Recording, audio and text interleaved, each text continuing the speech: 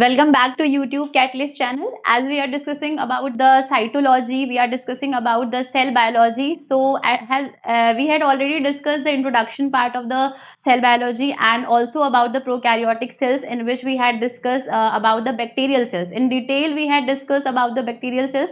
So, in today's session, I will start with the eukaryotic cells. We will discuss about the various cell organelles that are present in the eukaryotic cells.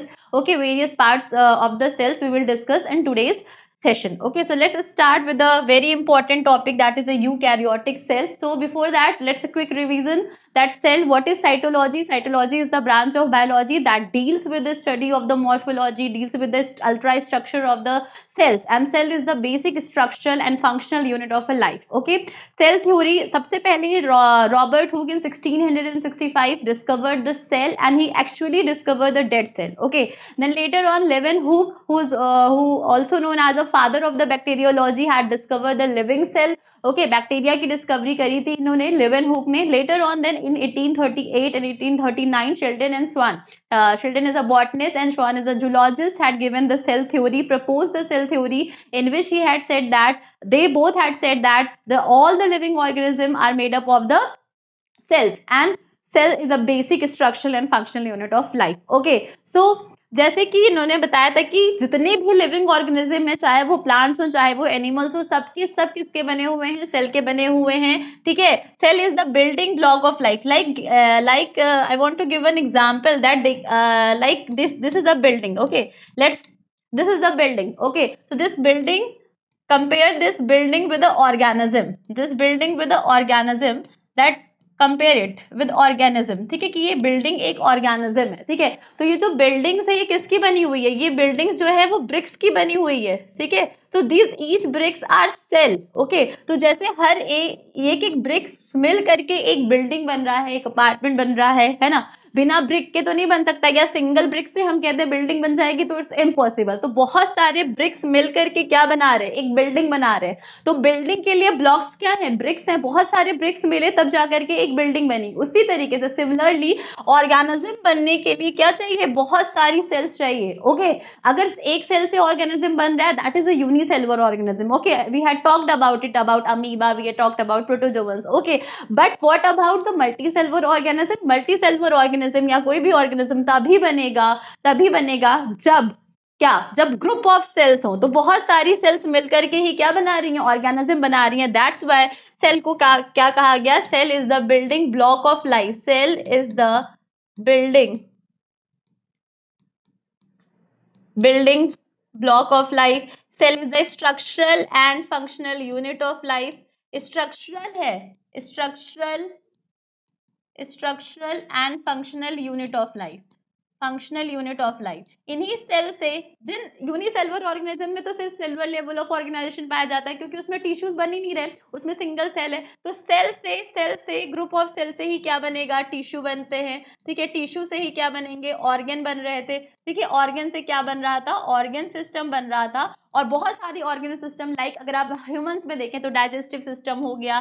ठीक है, digestive system हो गया, respiratory system हो गया, circulatory system हो गया. ठीक है, एक्सक्रीटरी सिस्टम हो गया, नर्वस सिस्टम हो गया, एंडोक्राइन सिस्टम हो गया. ये सारे सिस्टम जब एक कंपाइल किए हैं तब जा करके एक क्या बना है? ऑर्गेनिज्म बना है. चाहे वो प्लांट बने, चाहे वो एनिमल बने, चाहे वो कोई हम माइक्रो ऑर्गेनिज्म की ही क्यों ना बात करें हो. लेकिन इस ऑर्गेनिज्म को बनाने के लिए जो बिल्डिंग ब्लॉक है, जो मटेरियल, आई कैन से जो यूनिट है, द यूनिट क्या है?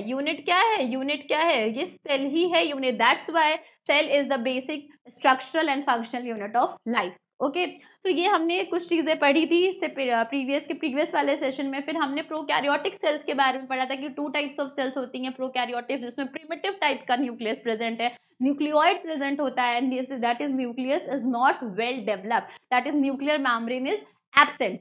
ओके, और क्या पढ़ा था? और भी बहुत सारे कैरेक्टरिस्टिक देखे थे हमने. बैक्टीरियल सेल को पूरे डिटेल में स्टडी किया था. ठीक है, सो आप लोग रिवीजन साइड बाय साइड करते रहिए. ठीक है, तो आज हम पढ़ेंगे यूकैरियोटिक सेल्स के बारे में. ठीक है, so what is eukaryotic cells? Two types की सेल्स बताई थी, एक तो प्रोकैरियोटिक जिसमें प्रिमिटिव टाइप ऑफ न्यूक्लियस था, सेल जितने भी मेम्ब्रेन बाउंड सेल ऑर्गेनेल्स थे वो सब क्या थे, एब्सेंट से, एक्स्ट्रा क्रोमोसोम्स प्रेजेंट था बैक्टीरिया में, that is called as a plasmid. Okay, cell वो हमने देखा था कि सेल एनवेलप था, सबसे ऊपर वाली लेयर को ग्लाइकोकैलिक्स बोलते थे, स्लाइम लेयर पॉलीसेकेराइड्स की बनी हुई है, अगर इसमें पॉलीपेप्टाइड्स भी आ जाए तो that's then this is called as a capsule, capsulated layer. Okay, तो slime layer, capsule layer, then cell wall which is made up of the peptidoglycan, and बताया था कि बहुत इंपॉर्टेंट है पेप्टिडोग्लाइकेन, कौन से दो ग्लाइकेन्स प्रेजेंट होते हैं, N acetyl glucosamine and N acetyl muramic acid, peptides होती हैं, अमाइनो एसिड्स होते हैं, एंड सेल वॉल बनती है। ठीक है, उसके बाद हमने ग्राम स्टेनिंग टेक्निक डिस्कस करी थी, gram positive gram negative bacteria की डिफरेंशिएशन किया था बहुत, और रीजंस देखे थे कि क्या रीजन है कि ये ग्राम पॉजिटिव कलर देता है और ग्राम नेगेटिव कलर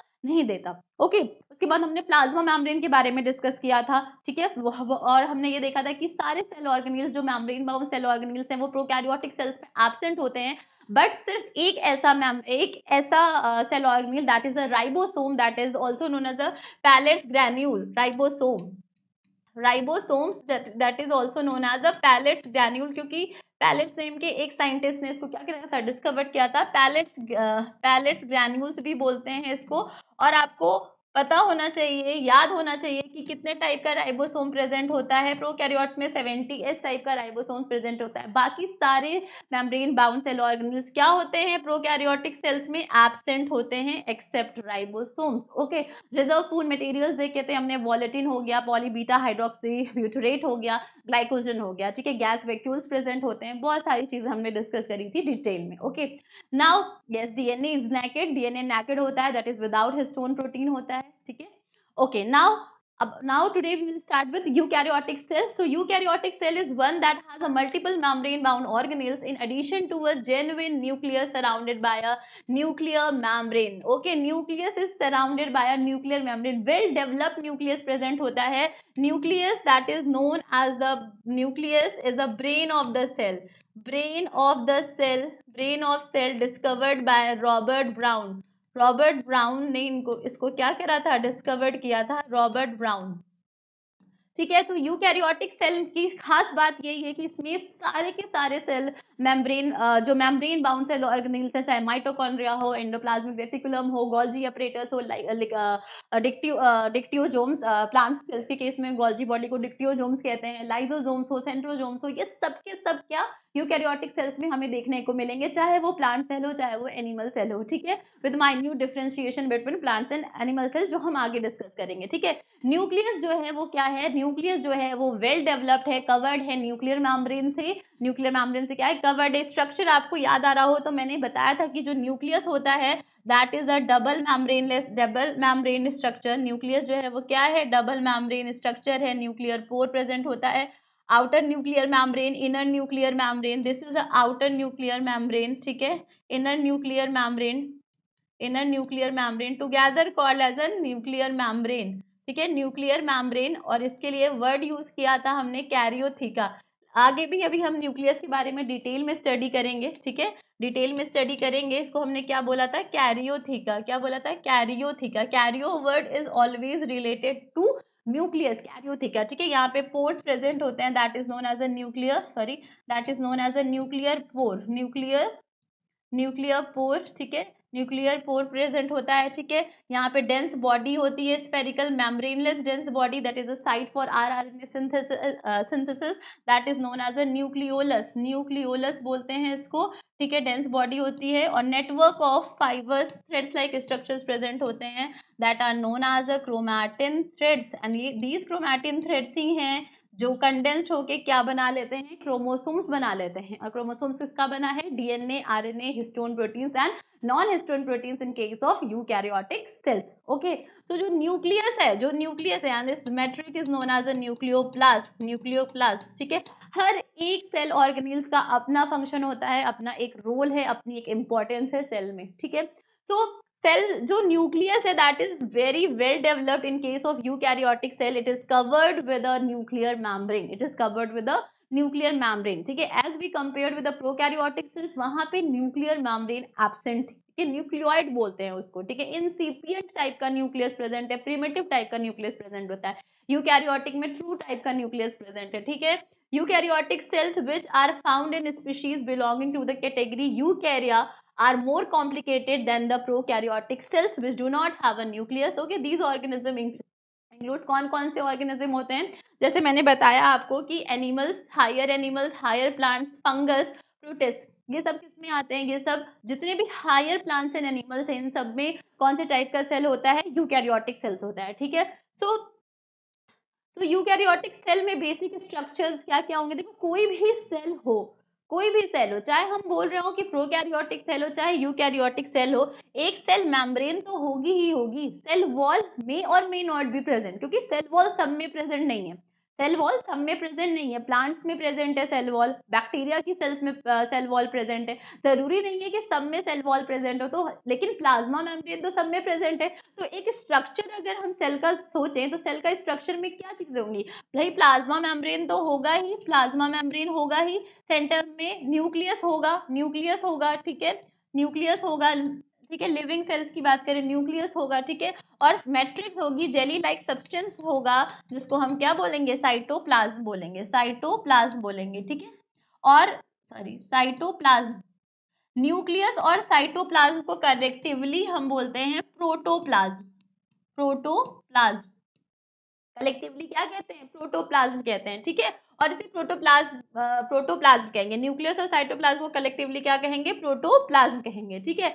तो जो स्ट्रक्चर्स है उसमें क्या होगा, सबसे पहले क्या होगा, एक मेम्ब्रेन होगी, ठीक है, प्लांट सेल और एनिमल सेल में जब हम डिफरेंस पढ़ेंगे तो वहां हम देखेंगे कि प्लांट सेल के केस में एक और एडिशनल लेयर सेल मेम्ब्रेन के ऊपर होती है जिसको हम सेल वॉल कह रहे हैं, जो कि सेलुलोज की बनी होती है, फिर सेल मेम्ब्रेन होती है, फॉस्फोलिपिड बायलेयर होती है, ठीक है, न्यूक्लियस होगा, न्यूक्लियस की कुछ स्ट्रक्चर्स और कुछ फंक्शन दिए हैं, हर एक सेल ऑर्गेनेल्स जो हैं उसको हम डिटेल में एक एक करके डिस्कस करेंगे, ठीक है। यहाँ पे एक व्यू है कि हमें कौन कौन से स्ट्रक्चर्स पढ़ने हैं आगे, ठीक है। तो nucleus that is known as a brain of a cell, nucleus को क्या कहते हैं, न्यूक्लियस को ब्रेन कहते हैं ऑफ सेल को, ये जो brain of cell, power house of cell, kitchen of cell, suicidal bags, ये सब जो है ना, ये बहुत इंपॉर्टेंट है, ये पूछ लेता है एमसीक्यूज में, ठीक है, पता होते हुए भी आंसर नहीं दे पाते हम लोग। तो nucleus is known as the brain of a cell, contains DNA, deoxyribonucleic acid, it contains genetic material. We know that कि वायरसेस को छोड़ दिया जाए तो सारे ऑर्गेनिज्म का जेनेटिक मटेरियल क्या है, डीएनए ही है, सिर्फ वायरसेस में हमें आरएनए देखने को मिलता है।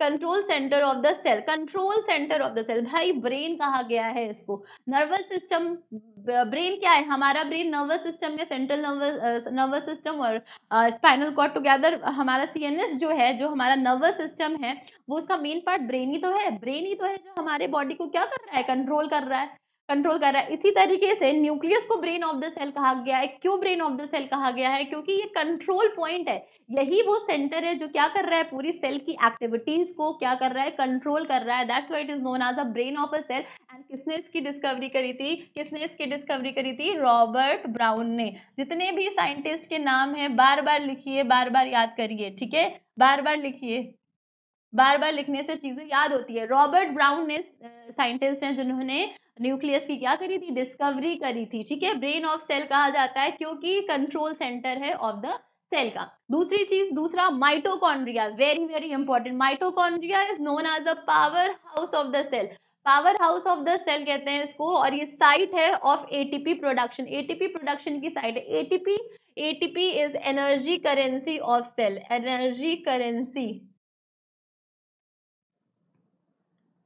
एनर्जी करेंसी ऑफ सेल क्या है, एटीपी, एडिनोसिन ट्राइफॉस्फेट। एटीपी कहाँ बनती है, माइटोकॉन्ड्रिया में बनती है। जब माइटोकॉन्ड्रिया पढ़ाऊंगी मैं तो माइटोकॉन्ड्रिया की दो membrane, outer membrane, inner membrane, inner membranes में फोल्डिंग्स प्रेजेंट होती है जिसको क्रिस्टी बोलते हैं। क्या बोलते हैं, cristae, CRIS, brain of cell, ठीक है। इसकी जो इनर मेम्ब्रेन है उसको क्रिस्टे बोलते हैं, ठीक है, क्रिस्टे बोलते हैं। इस क्रिस्टे में जो है ना रैकेट लाइक स्ट्रक्चर्स प्रेजेंट होते हैं जिसको ऑक्सीजोम्स बोलते हैं, FO F1 पार्टिकल्स भी बोलते हैं, ऑक्सीजोम्स बोलते हैं, ठीक है, FOF1 पार्टिकल्स भी बोलते हैं, ठीक है, पार्टिकल भी बोलते हैं। यहाँ पे एटीपी की क्या होती है, सिंथेसिस होती है। हम डिटेल में पढ़ेंगे कैसे एटीपी का प्रोडक्शन होता है माइटोकॉन्ड्रिया में, ठीक है।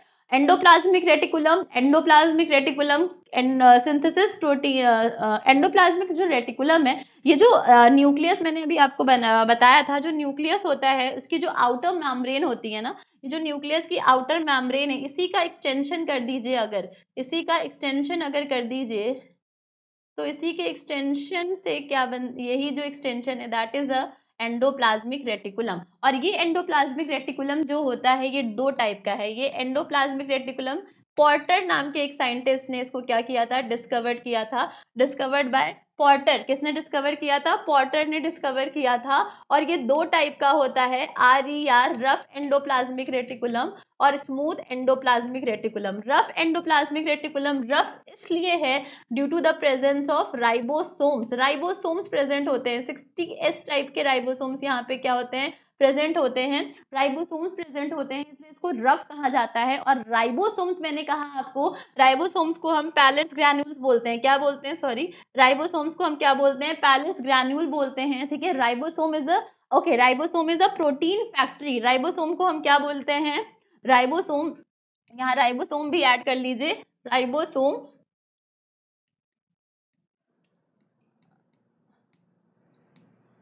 राइबोसोम्स जो होते हैं इसको प्रोटीन फैक्ट्री कहा जाता है।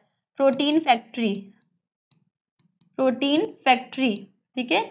70S टाइप के, ठीक है, 80S टाइप के यूकैरियोटिक की सेल है तो यहाँ पे 80S मिलेगा। प्रोकैरियोटिक की सेल है तो यहाँ पे कितने टाइप का राइबोसोम मिलेगा, 70S टाइप का राइबोसोम मिलेगा, ठीक है। सो RER रफ एंडोप्लाज्मिक रेटिकुलम पे राइबोसोम प्रेजेंट होता है इसलिए ये रफ टाइप का है, ठीक है। और ये किसमें हेल्प करेगा, इसका मेन काम है प्रोटीन की सिंथेसिस करना। राइबोसोम जहां लिखा है उसका मेन काम ही है, मेन फंक्शन है प्रोटीन सिंथेसिस करना, ठीक है। साथ ही साथ में स्मूथ एंडोप्लाज्मिक रेटिकुलम भी प्रेजेंट होता है जिसमें राइबोसोम्स क्या होते हैं, इसमें राइबोसोम्स प्रेजेंट है और स्मूथ वाले में राइबोसोम्स क्या होते हैं, एब्सेंट होते हैं। इसीलिए ये स्मूथ है, इसका अपीयरेंस स्मूथ होता है और इसका मेन फंक्शन है लिपिड सिंथेसिस में हेल्प करता है। किसमें हेल्प करता है, लिपिड की सिंथेसिस में हेल्प करता है, ठीक है। गोल्जी एपरेटस, कैमिलो गोल्जी ने इसकी डिस्कवरी करी थी, कैमिलो गोल्जी, ठीक है। ये आगे हम सारे डिटेल में पढ़ेंगे, ठीक है, डिटेल में पढ़ेंगे, ठीक है। कैमिलो गोल्जी ने इसकी डिस्कवरी करी थी और इन्होंने गोल्जी एपरेटस क्या है, प्लांट्स के केस में गोल्जी एपरेटस को एक अलग टर्म देते हैं, हम डिक्टियोजोम्स बोलते हैं, ठीक है। प्लांट्स के केस में, इन case of plants, in case of plants Golgi body को हम क्या बोलते हैं, डिक्टियोजोम्स बोलते हैं, डिक्टियोजोम्स बोलेंगे, ठीक है। और Golgi apparatus modify shorts and packages proteins and lipid. Protein targeting में बहुत इंपॉर्टेंट रोल प्ले करता है एंडोप्लाज्मिक रेटिकुलम भी और गोल्जी एपरेटस भी। प्रोटीन शॉर्ट, जो भी प्रोटीन है जिसको इसकी शॉर्टिंग होना वो गोल्जी एपरेटस में ही होती है, ठीक है। डिस्कस करेंगे आगे। लाइसोसोम्स मेनली इन एनिमल्स, या लाइसोसोम्स जो है वो एनिमल्स में प्रेजेंट होते हैं, प्लांट सेल्स में ये एब्सेंट होते हैं। इनको क्या कहते हैं, breaks down waste and cellular debris, ठीक है। Digestion, intracellular digestion, extra cellular digestion में रोल प्ले करते हैं। And very very important, they are known as a suicidal bag, suicidal bag of cells कहते हैं इसको, सोसाइडल बैग ऑफ सेल कहा जाता है इसको, ठीक है। जो जो ये कॉमनली चीजें कही जा रही है ना, ये जरूर याद रखेगा, ये जरूर पूछ सकता है और बहुत इंपॉर्टेंट भी है, ठीक है। क्लोरोप्लास्ट को पता है क्या कहते हैं, क्लोरोप्लास्ट में ग्रीन कलर का पिगमेंट प्रेजेंट होता है। क्लोरोफिल थाइलाकोइड की मेम्ब्रेन में प्रेजेंट होता है और क्लोरोप्लास्ट में ही फोटोसिंथेसिस की प्रोसेस हो रही है। इसको किचन ऑफ सेल कहते हैं, ठीक है, किचन ऑफ सेल कहा जाता है, किचन ऑफ सेल कहा जाता है, ठीक है। Site of photosynthesis, site of photosynthesis, photosynthesis क्या है, प्रोसेस है, ठीक है, जो प्लांट, ग्रीन प्लांट्स में प्रेजेंट होती है, ठीक है। दो होती है, दो प्रोसेस होती है इसकी, दो स्टेप में, लाइट रिएक्शन और डार्क रिएक्शन। प्लांट फिजियोलॉजी में आप इसको पढ़ेंगे, फोटोसिंथेसिस, रेस्पिरेशन वगैरह के बारे में। Chloroplast is the site for the photosynthesis और क्लोरोप्लास्ट में भी लाइट रिएक्शन की जो प्रोसेस है वो थाइलाकोइड में हो रही है, डार्क रिएक्शन स्ट्रोमा में हो रहा है, ठीक है। हम डिटेल में क्लोरोप्लास्ट जब पढ़ेंगे तो वहां पे पढ़ेंगे, ठीक है, वहां पे पढ़ेंगे। वैक्यूल्स, वैक्यूल्स दोनों में प्रेजेंट है, प्लांट्स में भी एनिमल्स में भी। प्लांट सेल में वैक्यूल्स लार्ज होता है, ठीक है, लार्ज होता है, सेंट्रली प्लेस्ड होता है। एनिमल सेल में स्मॉल होता है। Stores nutrients and waste products को क्या करता है, स्टोर करता है। वैक्यूल से आपको ये चीज याद रखनी है, जो वैक्यूल की मेम्ब्रेन होती है that is known as a tonoplast, उसको क्या कहते हैं, टोनोप्लास्ट कहते हैं, ठीक है। Plasma membrane very very important, semi permeable membrane, selectively permeable, sorry semi permeable membrane controls what enters and exist the cell. ये कुछ ही सब्सटेंस को क्या करेगी, अलाउ करेगी कि इन हो या फिर आउट हो, ठीक है। This is semi permeable while cell wall is a freely permeable membrane, freely permeable. Cytoskeleton provides shape, support and helps in the movement. साइटोस्केलेटन्स जो होते हैं माइक्रोफिलामेंट्स, ठीक है, माइक्रोट्यूब्यूल्स हो गए, ठीक है, माइक्रोफिलामेंट्स वगैरह जो हो गए, ये इंटरमीडिएट फिलामेंट्स जो हो गए, ये सब हम साइटोस्केलेटन में पढ़ेंगे, which provide shape, supports and helps in the movement. तो एक एक करके हम सारे स्ट्रक्चर के बारे में पढ़ेंगे जो यूकैरियोटिक सेल्स में प्रेजेंट होते हैं, ठीक है। तो आज हम सबसे पहले प्लाज्मा मेम्ब्रेन के बारे में पढ़ेंगे, सेल मेम्ब्रेन के बारे में पढ़ेंगे डिटेल में, ओके। सो ये स्लाइड आपके लिए बहुत इंपॉर्टेंट है और आप लोग याद रखिएगा न्यूक्लियस को क्या कॉमनली जिसको क्या कहा जा रहा है वो याद रखिएगा। ब्रेन ऑफ सेल किसको कह रहे हैं, पावर हाउस ऑफ सेल किसको कह रहे हैं, ठीक है, सोसाइटल बैग्स किसको कहा जा रहा है, ठीक है, किचन ऑफ सेल किसको कहते हैं, kitchen house of cell, kitchen of cell किसको कहा जा रहा है, ठीक है। स्ट्रक्चर ऑफ यूकैरियोटिक सेल्स में देखें तो सबसे पहले आज हम डिस्कस करेंगे about plasma membrane which is also known as a cell membrane, cytoplasmic membrane, ठीक है। The plasma membrane is the outermost envelope like a membrane और structure that envelops the cell and its organelles, okay, that envelops the cell and its organelles. Both prokaryotic and eukaryotic cells have their double membrane cell organelles also known as the phospholipid bilayer. Phospholipid bilayer, lipid bilayer, lipid की bilayer present होती है, lipid bilayer present होती है, ठीक है। Proteins present होते हैं, proteins present होते हैं, ठीक है, और small amount of carbohydrates present होते हैं, ठीक है, कार्बोहाइड्रेट्स प्रेजेंट होते हैं। This is the basic constituent of plasma membrane, ठीक है। The plasma membrane serve as a barrier in all live cells and is selectively permeable, enabling specific chemicals to enter and exist. Very very important point.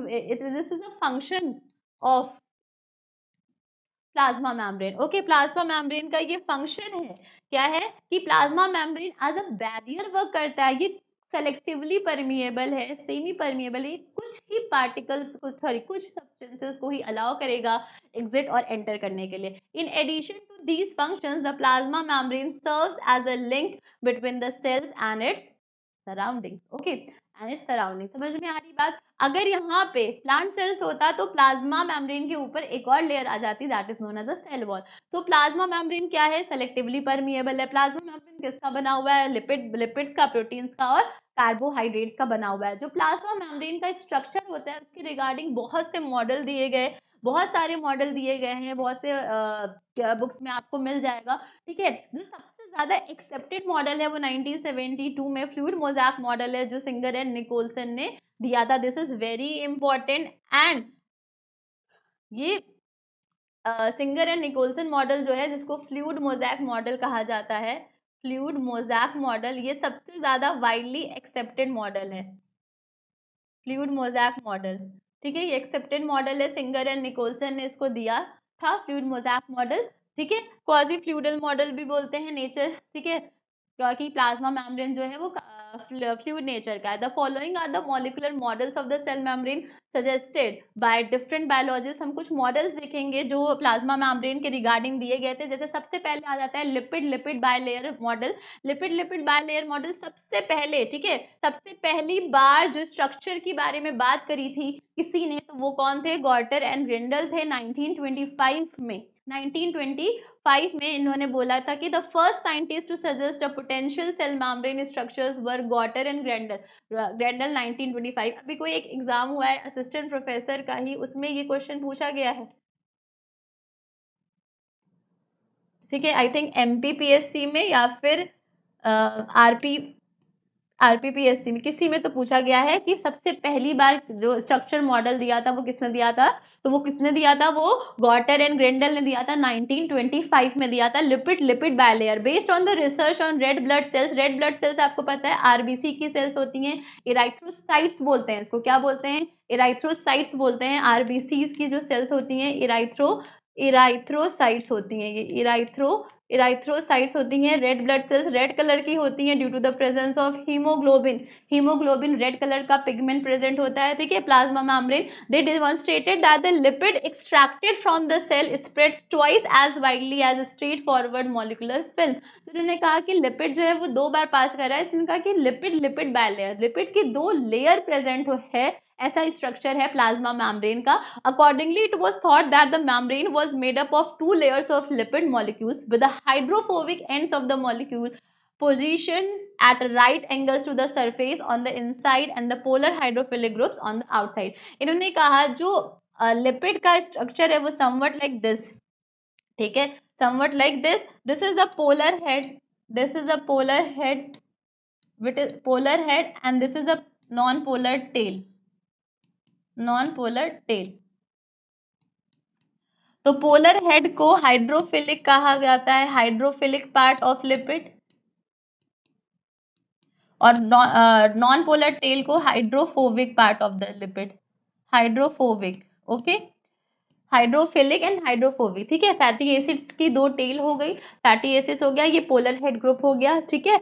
अब देखिए क्या कह रहे हैं कि ये लिपिड बाय लेयर प्रेजेंट होगा, तो ये ऐसे इन्होंने कहा कि स्ट्रक्चर जो है वो समवट लाइक दिस है, ठीक है, ऐसे ऐसे प्रेजेंट है एक लेयर, ठीक है। डायग्राम में देखिए इन्होंने कहा कि 2 लेयर्स प्रेजेंट है, लिपिड की 2 लेयर्स प्रेजेंट है, ठीक है। गॉटर एंड ग्रेंडल मॉडल, सबसे पहले इन्होंने स्ट्रक्चर की बात करी थी प्लाज्मा मेम्ब्रेन की, ठीक है। पोलर हेड हो गया और ये क्या हो गया, टेल हो गया, ठीक है, पोलर हेड हो गया और ये टेल, ठीक है, ये ऐसे अरेंज है, ठीक है, ये ऐसे अरेंज है, ओके। तो इन्होंने सिर्फ टेल लिपिड बायलेयर की बात करी थी कि लिपिड प्रेजेंट होते हैं, ठीक है, गॉटर एंड ग्रेंडल ने। तो सबसे पहली बार किसी ने स्ट्रक्चर के बारे में अगर बात करी है, डिस्कस किया है, तो कौन है, वो कौन है, गॉटर एंड ग्रेंडल है, 1925 में किया है, ठीक है। तो ये इंपॉर्टेंट है, नाम याद रखिएगा। सेकेंड आता है सैंडविच मॉडल, जिसको किसने दिया था, डेविसन एंड डैनली ने दिया था, very important, very important, Davison and Danley model. Davison and Danley model, the sandwich or trilamellar model was of the plasma membrane 1935 में दिया था। ये कब दिया, 1925 में दिया, ठीक है। 1925 के बाद 1935 में सैंडविच मॉडल दिया, डेविसन एंड डैनली ने दिया, ठीक है। ट्राइलैमुलर मॉडल कहा जाता है। This concept describes the plasma membrane as a sheet like structure made up of 2 lipid layers and case in a continuous और अनइंटरप्टेड प्रोटीन लेयर्स। इन्होंने बात करी कि भाई 2 लिपिड की बाय लेयर्स के साथ साथ इन लिपिड्स की बाय लेयर में क्या प्रेजेंट है, प्रोटीन्स भी प्रेजेंट है, क्या प्रेजेंट है, प्रोटीन्स भी प्रेजेंट है। तो phospholipid molecules are arranged in this model such that their hydrophilic head, अभी बात करी मैंने, hydrophilic head, polar head face the outside and their hydrophobic non-polar lipid tails face the interior of the membrane. Okay, समझिए इस बात को, क्या कह रहे हैं, क्या कह रहे हैं कि जो लेयर है ये हो गया, अगर सेल है तो सेल का ये एक्स्ट्रा सेलुलर फ्लूइड होगा, ठीक है, एक्स्ट्रा सेलुलर फ्लूइड होगा, ये सेल का इंट्रा सेलुलर फ्लूइड होगा, ठीक है, इंट्रा सेलुलर फ्लूइड होगा, ठीक है। तो यहाँ पे जो लिपिड्स अरेंज्ड हैं, जो लिपिड्स अरेंज्ड हैं वो कुछ ऐसे अरेंज हैं कि जो इनका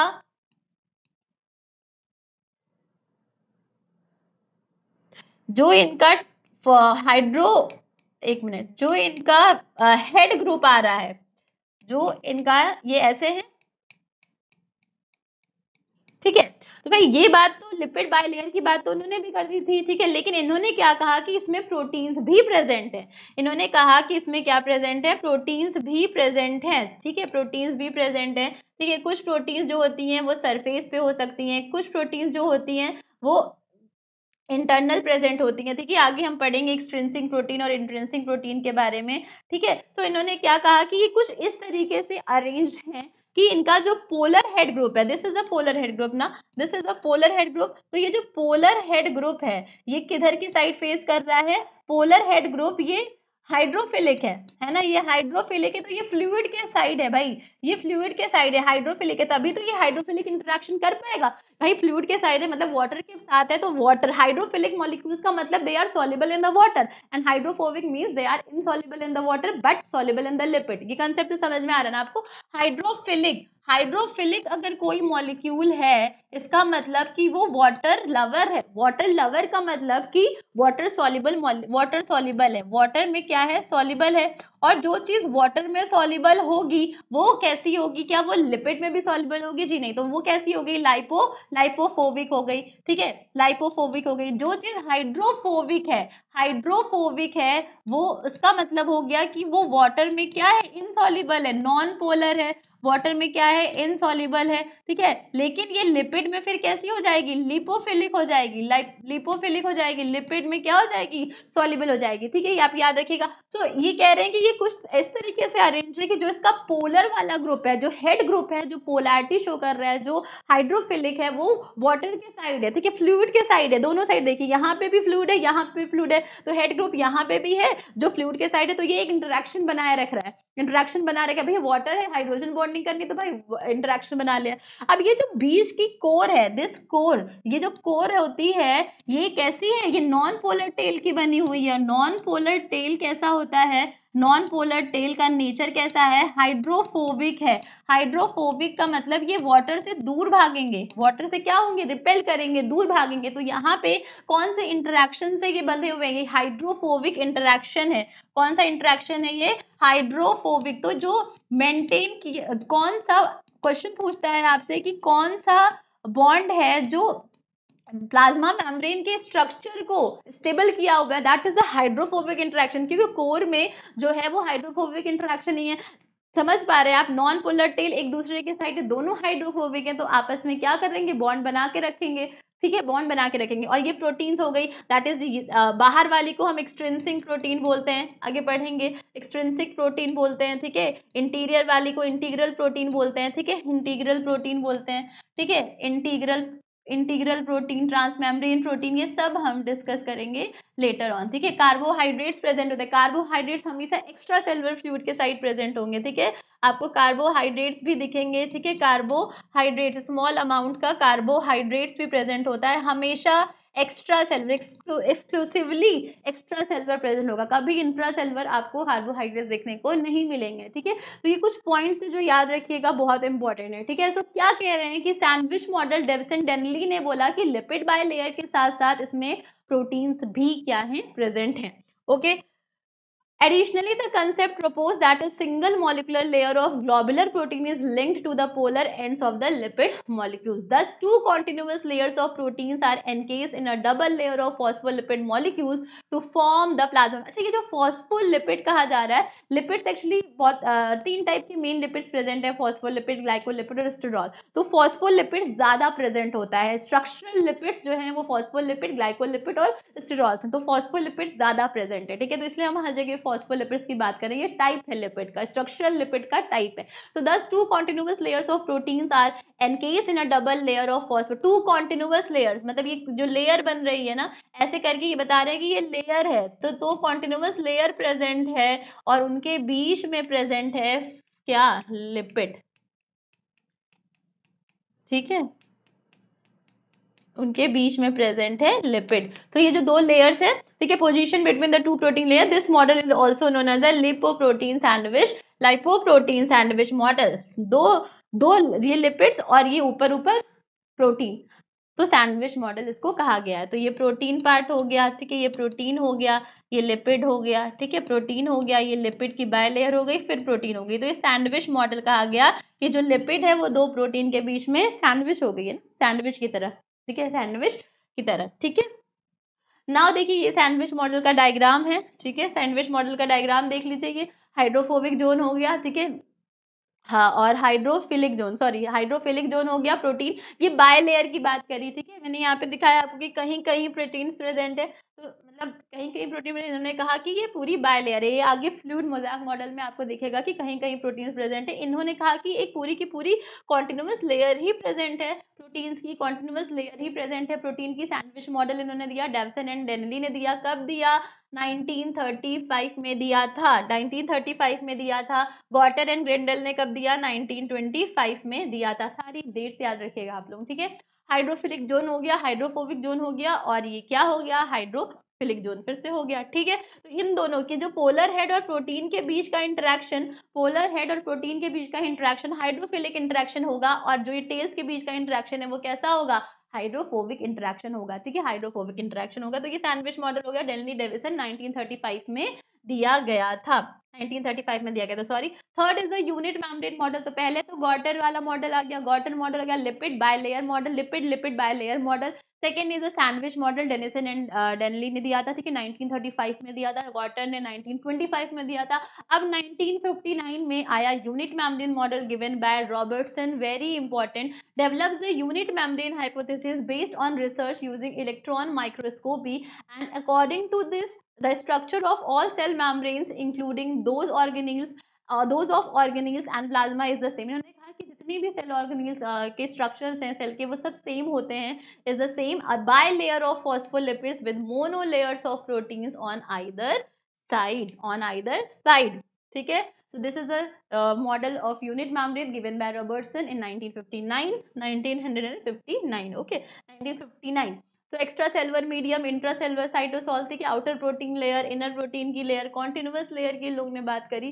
ठीक है, हाइड्रोफिलिक हेड्स हो गए, हाइड्रोफोबिक टेल्स हो गया, फॉस्फोलिपिड बायलेयर। इन्होंने कहा जितनी भी सेल ऑर्गेनेल्स की प्लाज्मा मेम्ब्रेन है उन सबका जो स्ट्रक्चर है यूनिट मेम्ब्रेन हाइपोथेसिस वो सेम होगा। ठीक है, now very accepted model, that is the fluid mosaic model, and very important। ठीक है, very important। आप किसी भी कंपटीशन में बैठ जाइए, आपको साइटोलॉजी से क्वेश्चन मिलेगा, तो एक क्वेश्चन भाई इससे तो मिलता ही है, फ्लूइड मोज़ेक मॉडल से।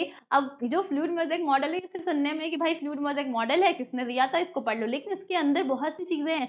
आपको लिपिड्स के बारे में जानना जरूरी है, फैटी एसिड्स के बारे में जानना जरूरी है, ठीक है, सारे प्रोटीन्स के बारे में जानना जरूरी है। तो ये खुद में बहुत बड़ा है टॉपिक है। ठीक है, so fluid mosaic model, the fluid mosaic model was first proposed in 1972 by Singer and Nicolson to describe the composition of the plasma membrane. तो कितने हमने नाम पढ़ लिए, 1925 Gorter, 1935 Danielli Davson sandwich model, unit membrane model Robertson ने दिया 1959, then 1972 most acknowledged novel या most accepted model is a fluid mosaic model। Okay, the fluid mosaic model explains the structure of the plasma membrane as a mosaic of components that contains phospholipids, cholesterol, proteins and carbohydrates। mosaic appearance है, इन्होंने कहा कि mosaic appearance lipids को as a सी इन्होंने consider किया और कहा कि सी में प्रोटीन्स के आइसबर्ग्स जो है वो फ्लोट कर रहे हैं। ठीक है, इन्होंने कहा कि ये मोज़ैक लाइक अपीयरेंस दे रहा है। It provides the plasma membrane with a fluid character. Fluid character की बात करने वाले कौन थे, सिंगर एंड निकोलसन। इससे पहले किसी ने फ्लूइडिटी ऑफ प्लाज्मा मेम्ब्रेन के बारे में नहीं बात करी, नहीं डिस्कस करी। इसीलिए जो सबसे ज्यादा एक्सेप्टेड मॉडल माना गया है वो कौन सा है, फ्लूइड मोज़ैक मॉडल, जो हम आज पढ़ते हैं। It provides the plasma membrane with a fluid character. The amount of proteins, lipids and carbohydrates in the plasma membrane differs with the cell type. Okay, आप इस पॉइंट को समझिए, ये पॉइंट अपने में ही बहुत इंपॉर्टेंट पॉइंट है। क्या कह रहा है कि किस सेल में, ठीक है, मतलब कह रहा है कि किस सेल में कितना रेशियो प्रोटीन का होगा प्लाज्मा मेम्ब्रेन में, कितना लिपिड होगा या कितना कार्बोहाइड्रेट होगा, ये उस सेल टाइप पे डिपेंड करेगा। समझिए बात को, क्या कह रहा है, अगर किसी लाइक देखिए जैसे यहाँ पे दिया हुआ है माइटोकॉन्ड्रिया के, for example myelin has a 18% protein and 76% lipid. Myelin आपको याद होगा, तो माइलिन शीथ कहाँ प्रेजेंट है, माइलिन शीथ प्रेजेंट होती है नर्व सेल्स में। नर्व सेल्स की जो कवरिंग होती है, अगर आपको याद आ रहा हो,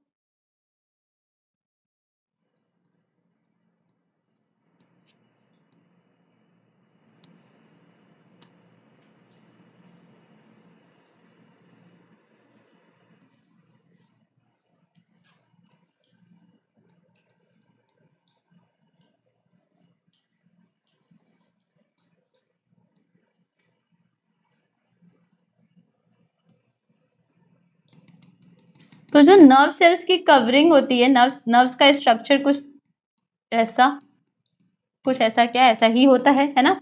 तो नर्व्स जो होती हैं उसमें सबसे पहला पार्ट ये साइटोन हो गया, दिस इज अ साइटोन या this is a cyton which contain cytoplasm and a nucleus. Then this is a dendrons या डेंड्राइट्स, ठीक है, डेंड्राइट्स जो रिसीव करते हैं इंफॉर्मेशन को, इम्पल्सेस को। फिर ये cylindrical part is the axon, long part is the axon, this is a nerve ending, this is a nerve ending. ठीक है, नर्व एंडिंग में प्रेजेंट है साइनेप्टिव क्लेफ्ट, ये क्या है, साइनेप्टिक क्लेफ्ट प्रेजेंट है, जिसमें क्या है, न्यूरोट्रांसमीटर प्रेजेंट होते हैं, क्या प्रेजेंट होते हैं, CLE क्लेफ्ट, और इसी में क्या प्रेजेंट होते हैं, न्यूरोट्रांसमीटर्स प्रेजेंट होते हैं, न्यूरोट्रांसमीटर्स, ठीक है, ट्रांसमीटर्स प्रेजेंट होते हैं, ठीक है, केमिकल, यहाँ तक इलेक्ट्रिकल सिग्नल्स, फिर यहाँ केमिकल इम्पल्स होता है, फिर यहाँ पे जो जंक्शन होता है that is known as a synapse, यहाँ पे जो जंक्शन है यहाँ से साइनैप्स, और फिर यहाँ से क्या होगा, यहाँ से दूसरा सेकेंड नर्व स्टार्ट हो जाएगी, सेकेंड नर्व स्टार्ट हो जाएगी, वो इंफॉर्मेशन ले लेगी, ठीक है, ये साइनैप्स हो गया। जंक्शन जो होता है दो नर्व्स के बीच का जो जंक्शन है that is known as a synapse. तो इस पे जो कवरिंग होती है, इसकी जो कवरिंग होती है ना, इस पे इसकी कवरिंग को क्या बोलते हैं, इसकी कवरिंग को बोलते हैं माइलिन शीथ बोलते हैं, क्या बोलते हैं, जो इसकी कवरिंग होती है that is known as a myelin. Myelin sheath इसको शॉक वगैरह से क्या करती है, प्रोटेक्ट करती है, और वो पॉइंट जहां पे माइलिन शीथ एब्सेंट होती है that is nodes of रेनवायर, nodes of रेनवायर, ठीक है, रेनवायर, ठीक है, यहीं से, ठीक है, इम्पल्स, फिर इम्पल्स जो है फ्लो होता है, ये हम नर्वस सिस्टम में देखेंगे, ठीक है, इम्पल्स फ्लो होता है, ठीक है। तो ये जो नर्व्स का काम है, इसमें बेसिकली काम है प्रोटेक्ट कर रहा है, ठीक है, माइलिन शीथ प्रोटेक्शन में हेल्प कर रहा है, ठीक है। तो माइलिन शीथ का जैसा फंक्शन है प्रोटेक्शन करना, सिग्नल के ट्रांसफर करना, तो इसमें लिपिड का कंटेंट क्या है, ज्यादा है एज कंपेयर टू प्रोटीन का कंटेंट। तो ये कोई एंजाइमेटिक एक्टिविटी या एंजाइमेटिक रोल नहीं प्ले कर रहा है, तो यहाँ पे प्रोटीन का कंटेंट हमें कम देखने को मिलेगा इसके प्लाज्मा मेम्ब्रेन में एज कंपेयर टू लिपिड के कंटेंट से। अब देखिए यही चीज आप माइटोकॉन्ड्रिया में देखोगे, तो माइटोकॉन्ड्रिया जो है, माइटोकॉन्ड्रिया का जो मेन काम ही है, माइटोकॉन्ड्रिया का मेन काम क्या है, माइटोकॉन्ड्रिया का मेन काम है भाई रेस्पिरेशन करना, भाई क्या करना, रेस्पिरेशन करना। माइटोकॉन्ड्रिया का मेन काम क्या है, रेस्पिरेशन, रेस्पिरेशन है ना, साइट है रेस्पिरेशन की, ठीक है, रेस्पिरेशन की। अगर आप एरोबिक रेस्पिरेशन याद हो आपको, तो सबसे पहले ग्लाइकोलिसिस होती है, ग्लाइकोलिसिस साइटोप्लाज्म में होती है, उसके बाद जो क्रेब्स साइकिल आती है, जो क्रेब्स साइकिल होती है, बीच में लिंक रिएक्शन होता है, क्रेब्स साइकिल जो होती है वो कहाँ होती है, माइटोकॉन्ड्रिया में होती है, माइटोकॉन्ड्रिया की मैट्रिक्स में होती है। इलेक्ट्रॉन ट्रांसपोर्ट चेन जो चल रही है वो कहाँ चल रही है, इनर मेम्ब्रेन ऑफ माइटोकॉन्ड्रिया में चल रही है, क्रिस्टी में चलती है। तो इसके पास जो है माइटोकॉन्ड्रिया को, इसके लिए एंजाइम्स की जरूरत है भाई, एंजाइम्स चाहिए होंगे। हमें पता है कि जो ग्लाइकोलिसिस की प्रोसेस हो रही है साइटोप्लाज्म में हो रही है ये ना, तो इसके तो एंजाइम साइटोप्लाज्म में प्रेजेंट है, लेकिन साइटोप्लाज्म में प्रेजेंट है बहुत से एंजाइम, ज्यादातर एंजाइम रेस्पिरेशन के कहाँ प्रेजेंट होते हैं, माइटोकॉन्ड्रिया में प्रेजेंट होते हैं, कहाँ होते हैं, माइटोकॉन्ड्रिया में प्रेजेंट होते हैं। तो भाई माइटोकॉन्ड्रिया का मेन काम है कुछ एंजाइम से रिलेटेड, तो एंजाइम से रिलेटेड है, तो यहाँ पे प्रोटीन का कंटेंट क्या होगा, ज्यादा ही तो होगा, प्रोटीन का कंटेंट क्या होगा, ज्यादा होगा, 76% प्रोटीन देखने को मिलता है और 24% लिपिड देखने को मिलता है। तो इसीलिए कह रहे हैं कि कितना अमाउंट प्रोटीन का होगा, जरूरी नहीं है कि हमने अगर एक कह दिया कि भाई 40 और 50 का रेशियो है या 40 और 60 का रेशियो है, तो हर सेल में यही रेशियो है, जी बिल्कुल नहीं।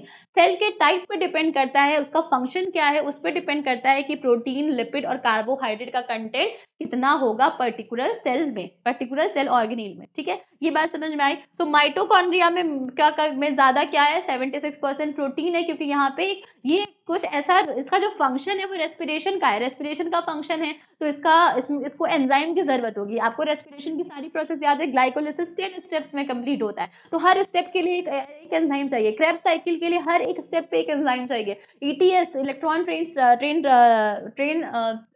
ट्रांसपोर्ट चेन, इसमें भी जरूरत होती है। तो अब तो इसीलिए यहाँ माइटोकॉन्ड्रिया में प्रोटीन का कंटेंट क्या है, ज्यादा है, प्रोटीन का कंटेंट क्या है, ज्यादा है, और नर्व सेल्स में लिपिड्स का कंटेंट ज्यादा है, ठीक है, लिपिड्स का कंटेंट ज्यादा है, याद रखिएगा ये बात, ठीक है, याद रखिएगा।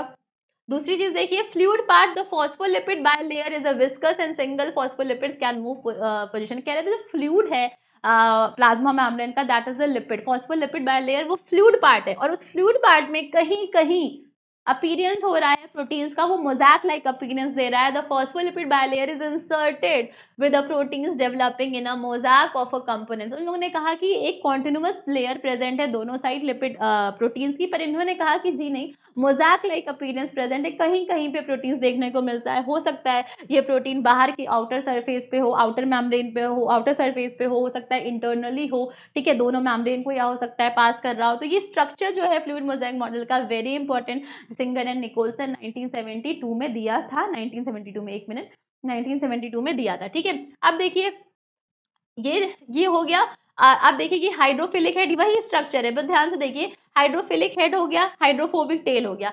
हाइड्रोफिलिक हेड की बात करी थी मैंने, हाइड्रोफोबिक टेल्स हो गए, ठीक है, हाइड्रोफिलिक हेड और हाइड्रोफोबिक टेल हो गए। ये फॉस्फोलिपिड मॉलिक्यूल्स, ये फॉस्फोलिपिड से कंफ्यूज मत होइए, ये हम आगे पढ़ेंगे, स्ट्रक्चरल लिपिड है ये क्या है, ये स्ट्रक्चरल लिपिड का टाइप है। स्ट्रक्चरल लिपिड्स जो होते हैं, लिपिड्स दो टाइप के मेनली होते हैं, स्टोरेज लिपिड और स्ट्रक्चरल लिपिड्स। तो स्ट्रक्चरल लिपिड्स में फॉस्फोलिपिड बहुत ज्यादा होता है as compare to other lipid, तो फॉस्फोलिपिड इसलिए हर जगह लिखा है। तो ये फॉस्फोलिपिड की दो बाय लेयर हो गई, दो बाय लेयर हो गई। और अब देखिए यहाँ पे प्रोटीन्स दिख रही हैं आपको। अब ये देखिए, ये ग्लाइकोप्रोटीन, ये कार्बोहाइड्रेट हो गया, ठीक है, कार्बोहाइड्रेट्स में कह रही हूँ ना, हमेशा ये एक्स्ट्रा सेलुलर फ्लूइड, कितनी सारी बातें इस डायग्राम से आपको निकल के आ रही हैं। Extra cellular fluid, intra cellular fluid, cytoplasm हो गया, ठीक है। तो हमेशा कार्बोहाइड्रेट एक्सक्लूसिवली, याद कर लीजिए, एक्सक्लूसिवली, ये स्टेटमेंट कहीं भी लिखा हो ये 100% ट्रू है, exclusively present on extra cellular fluid, बिल्कुल सही बात है, ये कभी भी आपको साइटोप्लाज्म साइड नहीं दिखेगा,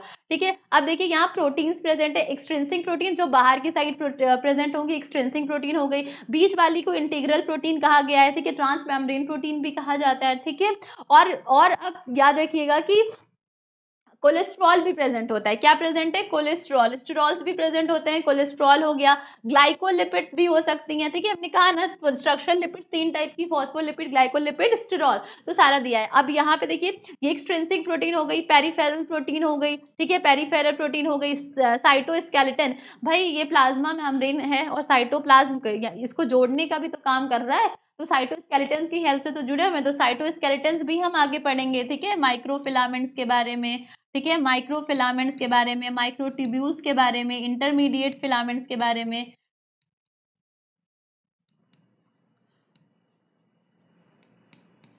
इंटरमीडिएट फिलामेंट्स के बारे में, ठीक है, ओके। फिर तो ये प्रोटीन्स हो गए, ठीक है, अल्फा हेलिक्स प्रोटीन, ये सब प्रोटीन्स के टाइप हैं, इन सबसे कंफ्यूज होना। मेन काम बताने का था कि इन्होंने कहा कि फ्लूइड है, मतलब जो लिपिड की, जो फॉस्फोलिपिड की बाय लेयर है वो एज अ फ्लूइड है, उस फ्लूइड में कहीं कहीं हमें क्या देखने को मिल रहे हैं, मतलब आप ऐसे समझिए, लिपिड एक सी है, ठीक है, and proteins are the icebergs floating in the sea of the lipids. तो ये इस फ्लूइड मोज़ेक मॉडल का स्ट्रक्चर था, ठीक है, किसने दिया था, सिंगर निकोलसन, कब दिया था, 1972 में दिया था। अब फंक्शंस देख लेते हैं प्लाज्मा मेम्ब्रेन के, between the internal cell organelles and the external world the plasma membrane act as a physical barrier, बिल्कुल सही बात, सेलेक्टिवली परमिएबल होता है, it allows the flow of certain chemicals into and out of the cells, both the exocytosis and endocytosis process depends on the plasma membrane, plasma membrane पे ही depend करेगा कि exocytosis होना है, कोई चीज सेल से बाहर जानी है या कोई सेल से अंदर आनी है। Additionally the plasma membrane help cell communication and signal to one another, cell communication में भी सबसे मेन इंपॉर्टेंट रोल कौन प्ले करेगा, प्लाज्मा मेम्ब्रेन प्ले करेगी। In order to give the cell structure and preserve its potential, the plasma membrane is essential for attaching the cytoskeleton से attach करने के लिए plasma membrane is one of the most important. So plasma membrane act as a barrier, ये एक physical barrier act कर रहा है cell और सराउंडिंग्स के बीच में। तो ये कुछ इंपॉर्टेंट चीजें थी जो आपको प्लाज्मा मेम्ब्रेन के बारे में पता होनी चाहिए, ठीक है। तो हमने आज के सेशन में क्या देखा, हमने आज के सेशन में देखा कि प्लाज्मा मेम्ब्रेन के स्ट्रक्चर्स देखे, बहुत से मॉडल्स दिए गए प्लाज्मा मेम्ब्रेन से रिलेटेड। सबसे पहले 1925 में मॉडल दिया गया लिपिड बायलेयर मॉडल, ठीक है। उसके बाद 1935, 1959 एंड देन 1972। 1955 में सैंडविच मॉडल दिया गया, सैंडविच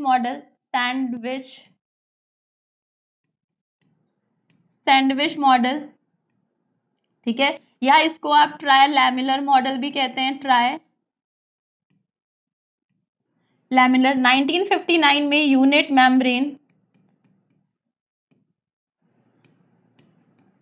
मेम्ब्रेन मॉडल और 1972 में फ्लूइड मोज़ेक